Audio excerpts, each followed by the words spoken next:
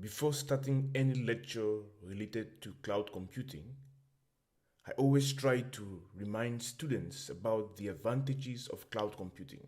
I found it easier to classify the advantages of the platform into three categories. That is, flexibility, efficiency, and strategic value. Knowing these advantages and truly achieving them in a streamlined manner are two different things. According to Microsoft, companies around the world are responding to their customers' need to deliver faster with cloud computing. At the same time, compliance is increasingly important to ensure you have consistent standards across the environment or to meet external needs. Historically, introducing the necessary control through traditional governance processes slowed down a company's ability to release new innovations because they often were manual. In some cases, companies didn't implement strong governance, and without these important controls in place, speedy development was not always compliant development. Neither of these are ideal outcomes, and it's clear that what customers need is both speed and control. The need to govern is driven by organizations having multiple engineering teams deploying and operating in multiple subscriptions.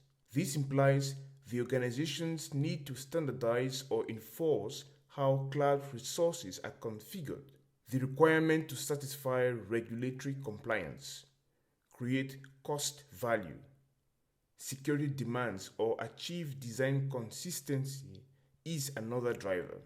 By providing governance capabilities as part of the Azure platform, customers can implement policies and compliance earlier in the development process to accelerate compliant development. With Azure, you can create compliant environments from the very beginning instead of waiting for challenges or problems to arise. These services collectively represent the most complete built-in governance offering in any cloud provider, and the best part is they are all available to Azure customers at no additional cost. From my studies and projects, I follow 6 steps to build compliant environments geared towards speed and control. First, I define or create policies using Azure Policy. Then I create management groups to organize my resources and subscriptions.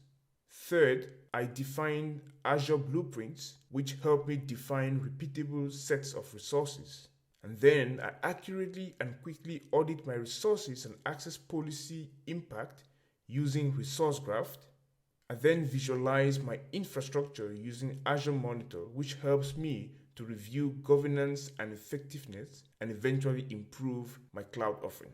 Overall, Azure governance services are designed to help customers enforce internal standards and guardrails. It helps customers apply consistent security and management. It takes much shorter to set up environments which meet regulatory compliance requirements, and developers can release compliant code faster. These governance services help to control cost and organize resources to match an organization's needs.